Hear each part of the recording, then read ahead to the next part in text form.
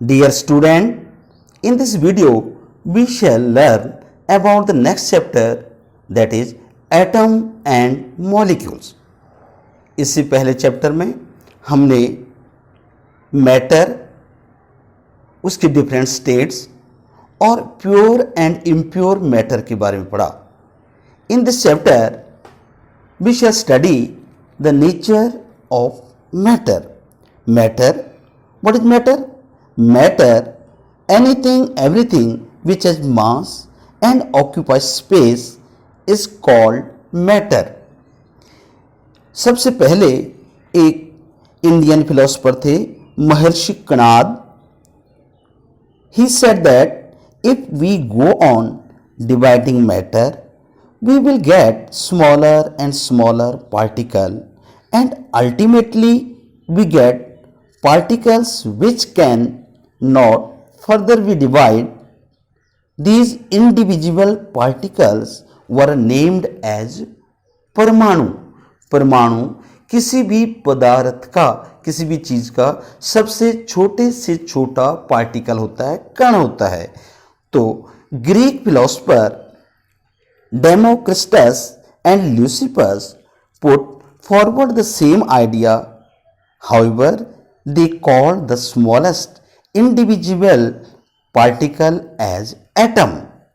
तो हम इसे एक वीडियो में देखते हैं कि कैसे एक पार्टिकल, जैसे भी हम कोई भी मैटर ले लेते हैं, जो मैटर है उसका क्या होता है, mass and it occupy space. चाहे वो एयर है, वाटर है या कोई भी है. हम देखते हैं टीचर के लिए जो है एक चौक का टुकड़ा जो कि ब्लैक बोर्ड पर लिखने के लिए आता है, वो भी क्या है, मैटर है, क्योंकि वो स्पेस भी ऑक्यूपाई करता है और इसका अपना मास भी होता है. अब हम इस चौक के टुकड़े को हम देखते हैं कि कैसे बना हुआ है. इसकी बनावट के लिए हम देखते हैं कि जब इस चौक के टुकड़े को हम कई पार्ट में बार बार तोड़ते हैं, मतलब कि कीप ऑन डिवाइडिंग कंटिन्यूसली, पहले इसको दो पार्ट में, फिर जो एक पार्ट है उसको फर्दर डिवाइड करते रहे और लास्ट में हमें एक छोटा सा पार्टिकल मिलता है. अब इस पार्टिकल का साइज इतना छोटा हो गया कि हम इसे अब तोड़ नहीं सकते हैं. We can't further divided it. ये छोटे से छोटे इस पार्टिकल को जो नेम दिया गया है उसका नेम है परमाणु और एटम. इस एटम को हम आगे जो है डिवाइड नहीं कर सकते हैं. नेक्स्ट, एक इंडियन फिलोसोफर पकुदा कातियामा, उन्हें ये एलोबरेट किया इस डॉक्ट्राइन को कि जो कोई भी मैटर बना है, कंबाइंड हुआ है मैटर, कंबाइंड फॉर्म है, वो किसी एक तरीके से होता है. कैसे उसको हम कंबाइन करते हैं, वो कंबाइन कैसे होता है? तो सबसे पहले Antoine and L. Lavoisier laid the foundation of chemical sciences by establishing two important laws of chemical combination. कि जो कोई भी सब्सटेंस है वो कंबाइन होके बना है, लेकिन उससे पहले हमें यह जानना जरूरी है कि केमिकल रिएक्शन क्या होता है. यानी जब दो से ज़्यादा सब्सटेंस को मिक्स करते हैं केमिकली तो एक नई चीज बनती है. It forms the new things. So the symbolic representation of the chemical change is called chemical reaction. जैसे आप देख सकते हैं कि पानी, चाय पत्ती, चीनी, दूध, और इसको हम जब गर्म कर देते हैं तो गर्म करने के बाद चाय तैयार हो जाती है. या ल्यूक वार्म मिल्क है, इसमें थोड़ा सा कर्ड ऐड कर देते हैं तो पूरा मिल्क कर्ड बन जाता है. इस केमिकल चेंज हैं और इनको सिंबल के फॉर्म में रख देते तो केमिकल रिएक्शन हो गए. जैसे कि हमारे पास एक एलिमेंट ए है, ये बी के साथ रिएक्ट करता है and it will form another और new substance that is A B. अब जो ए और बी है इसमें इसे कहते हैं रिएक्टेंट, और जो बना है ए बी उसे कहते हैं प्रोडक्ट. तो रिएक्टेंट क्या होता है? Reactant, the substance which take part in chemical reaction are called reactant. जब हम ये रिएक्शन देखते हैं, जैसे आपको पता है नेचर में कार्बन डाइऑक्साइड 0.03% है. वो कैसे बना है? Carbon plus oxygen it gives carbon dioxide CO2।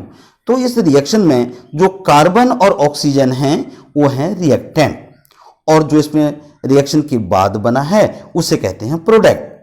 तो what is product? The substance which formed in a chemical reaction are called product.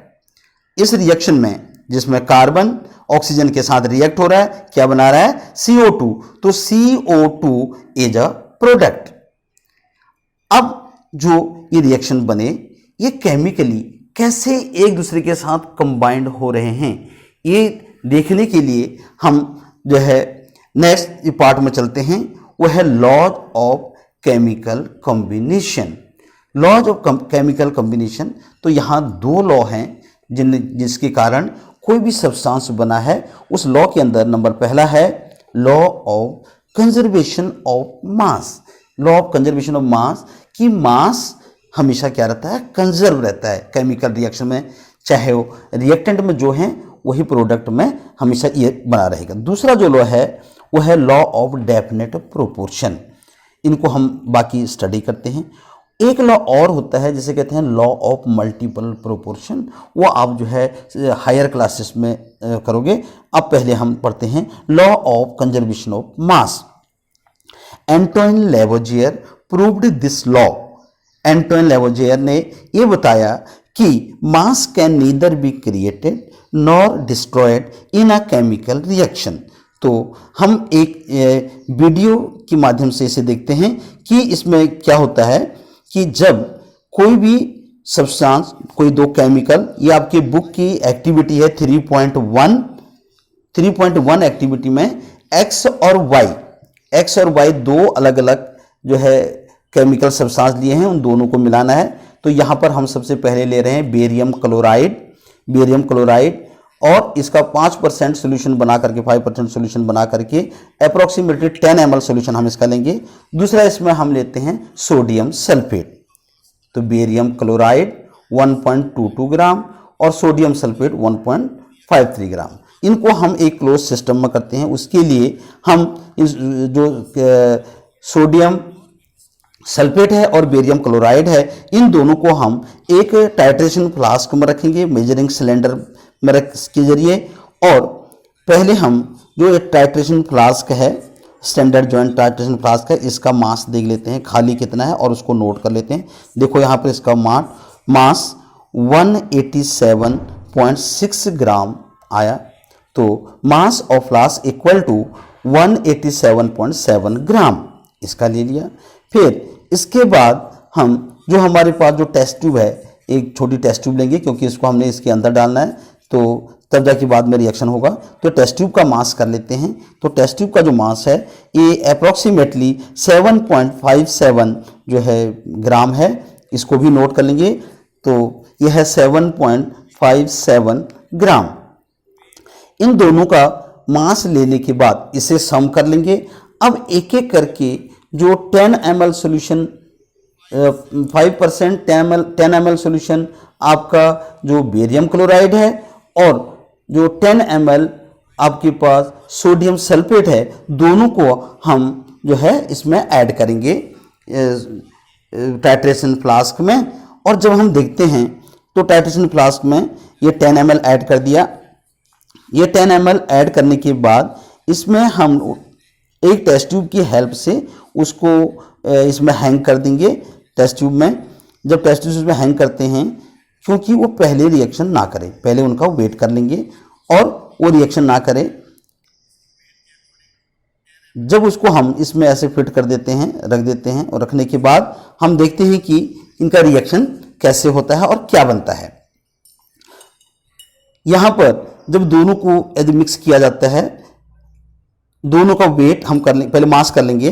दोनों का मास अप्रोक्सीमेटली हम देखते हैं कि ये इसका मास 217.4 या 1 और 4 के बीच में वेरिएशन थोड़ा आ रही है। तो ये जो है इसका मास आ गया। अब इसको टिल्ट करके, इस जो आपके पास है टेस्ट ट्यूब, इसे टिल्ट करके इसको फ्लास्क के अंदर ही इसको जो है रिएक्शन करवाएंगे। Then we get the white precipitate of barium sulphate. Barium sulphate के जो है वाइट प्रेसिपिटेट हमें मिलेंगे। इसका रिएक्शन करवाते हैं पहले। तो जब ये रिएक्शन इसमें किया, ये टिल्ट किया, ये सॉल्यूशन जैसे इसमें मिक्स हो रहा है, तो ये वाइट कर्डी वाइट प्रेसिपिटेट पर ये बेरियम सल्फेट के। और उसके बाद भी जब हम मास करते हैं तो दोनों का मास सेम निकलता है, नियर अबाउट 217.1 के करीब जो है इसका वेट, या 217.4 के करीब जो है इसका मास जो है निकलेगा। तो हम ये देखते हैं कि बिफोर रिएक्शन और आफ्टर रिएक्शन इनका मास जो है क्या होता है, सेम होता है। ऐसे ही हम एक और रिएक्शन से करवा के देख सकते हैं जिसमें हम लेड नाइट्रेट और पोटेशियम आयोडाइड को मिक्स कर देते हैं। जब दोनों का सेम वैसी जो है मास लेकर के दोनों को रिएक्ट कराते हैं तो यहाँ पर लेड आयोडाइड के येलो प्रेसिपिटेट बनते हैं, जो ये प्रूव करता है law of conservation of mass. Law of conservation of मास को प्रूव करता है। सो नेक्स्ट अब हम देखते हैं definite proportion, law of definite proportion. According to this law, ये जोसेफ एल प्रोस्ट ने प्रूव किया था। According to this law we can से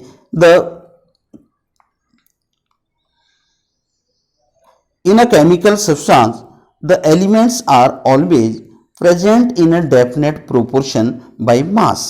इसका एग्जांपल हम लेते हैं जैसे वाटर का फॉर्मूला है H2O। कैसे बना है, हाइड्रोजन और ऑक्सीजन, ये दो एलिमेंट मिलकर के H2O बना रहे हैं। हाइड्रोजन के 2 एटम हैं और ऑक्सीजन का 1 एटम है। जब हम इनकी रेशो देखते हैं तो हाइड्रोजन 2:1। अब ये 2:1 क्यों किया, क्योंकि हाइड्रोजन का मास होता है 1 और 2 एटम हैं इसके, तो 2:1, और ऑक्सीजन का मास होता है 16, तो बन गया 2:16। अब इसको स्टैंडर्ड फॉर्म में लिखते हैं, देन वी गेट 1:8। तो water sample taken from anywhere of the world, any corner of the world, its formula will be H2O and the element will be always in definite proportion by mass 1:8।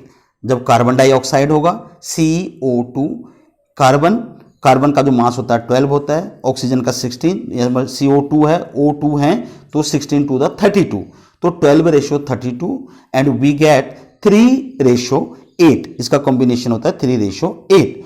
और ammonia में यही ratio 4:3 बन जाती है, क्योंकि ammonia में nitrogen NH3 formula होता है, नाइट्रोजन का मास होता है 14 और हाइड्रोजन का 1, तो 3 से मल्टीप्लाई किया तो 3, तो 14:3 होता है। इसके अलावा अब हम जो है एक जो प्रॉब्लम आई कि by the end of the 18th century कि जो है जितने भी ये कंपाउंड बने हैं, नेचुरली जो भी चीज़ बने हैं, इनको हम आगे कैसे इनको जो है चला सकते हैं। तो मतलब ये थी कि इनकी एस्टिमेशन कैसे करें। तो सबसे पहले जो आए वो जॉन डाल्टन, उसने अपनी थ्योरी निकाली जिसे कहते हैं Dalton atomic theory.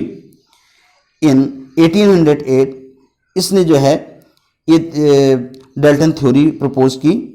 He picked up the idea of divisibility of matter and said that the smallest particle of the matter are called atoms.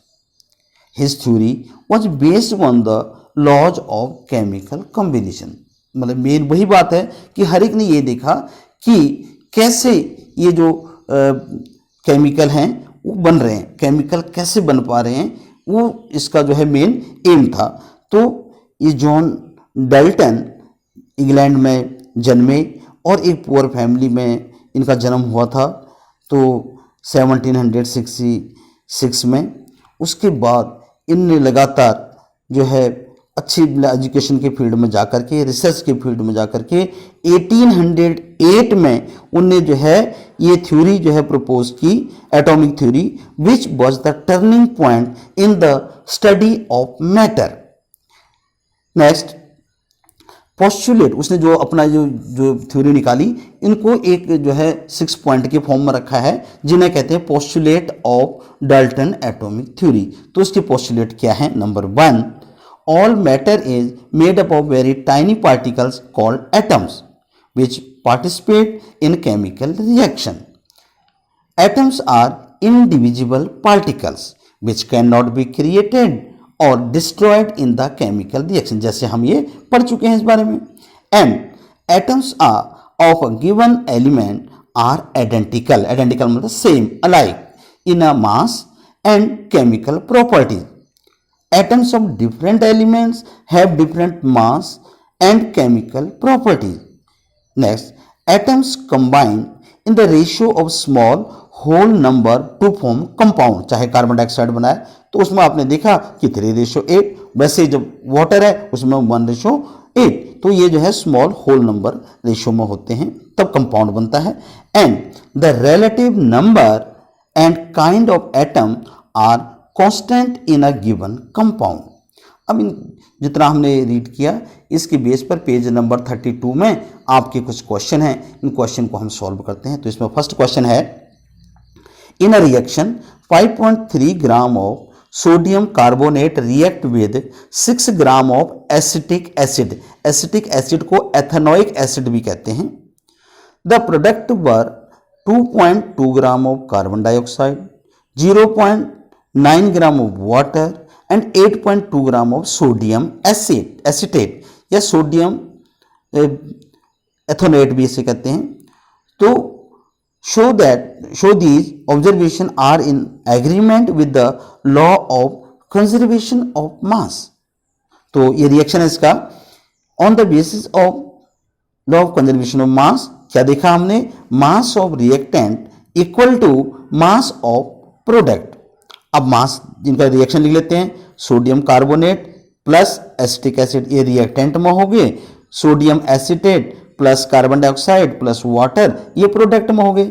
अब इनके मास लिखते हैं. सोडियम कार्बोनेट कितना है? 5.3 ग्राम. एसिटिक एसिड कितना है? 6 ग्राम. सोडियम एसिटेट कितना है? 8.2 ग्राम.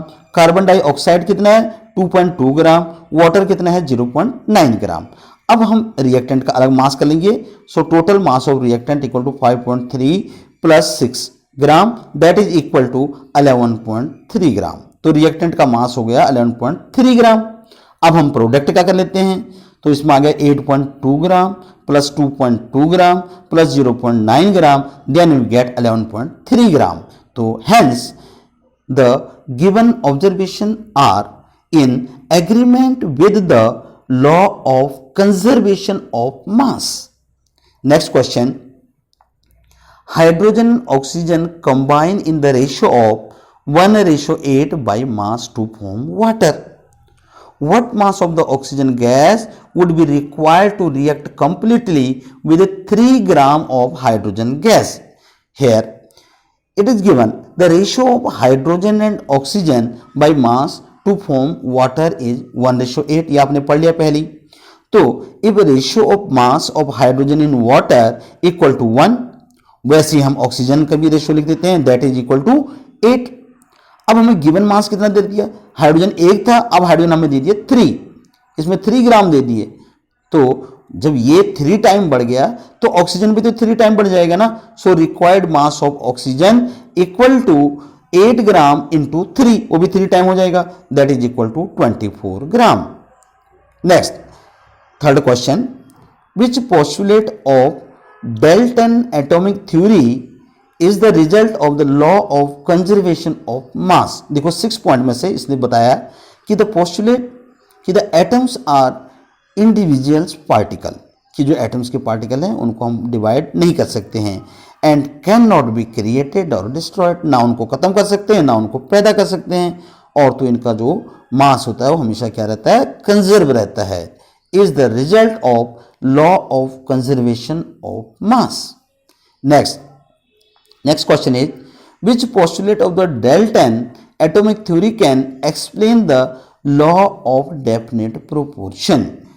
The postulate of Dalton, the relative number and kind of atoms are fixed in a given compound can explain the law of definite proportion. Next part हम आगे करेंगे next video में। Thank you.